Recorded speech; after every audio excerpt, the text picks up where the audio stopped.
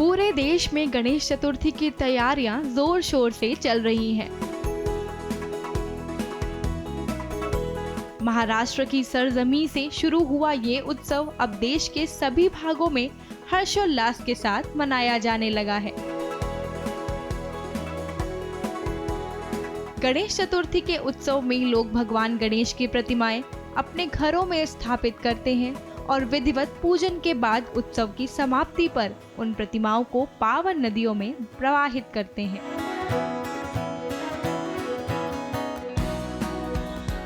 इस दौरान कारीगर गणेश महोत्सव से पहले भगवान गणेश की सुंदर रंग बिरंगी और डिजाइनर मूर्तियां तैयार करते हैं।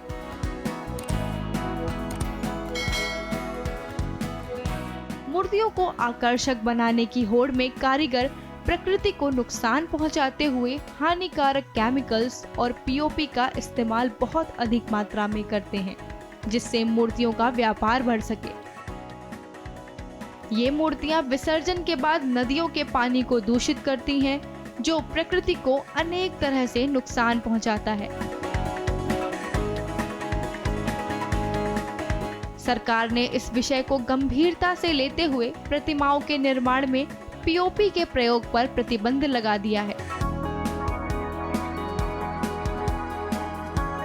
इसके बावजूद दक्षिण भारत और भारत के अन्य भागों में व्यापार के चलते भगवान गणेश की पीओपी की मूर्तियां बड़े स्तर पर बन और बिक रही हैं।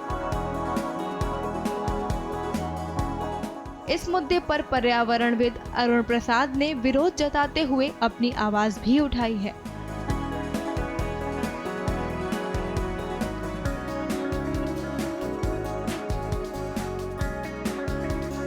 POP is plaster of Paris. It is a very toxic chemical. Okay, so when we release it into the fresh water bodies, that is, lakes and other places, rivers, everything, it will increase the acidity of the nature, and there will be fish kill, and also the water will get poisoned. So Pollution Control Board had issued strict guideline that there will be no POP used Ganesha idols to be used during Ganesh Chaturthi.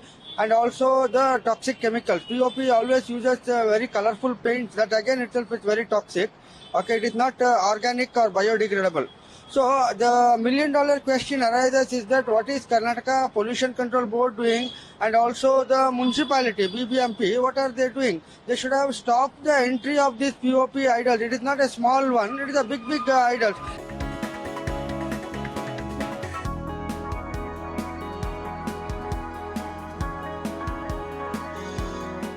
लेकिन ये मुद्दा केवल कर्नाटक का न होकर पूरे देश का है।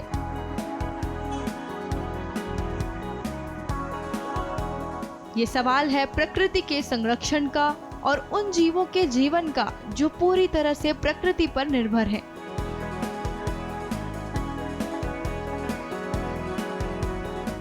क्या मानव अपने त्योहार के जश्न के साथ प्रकृति के संरक्षण का ध्यान रख सकता है?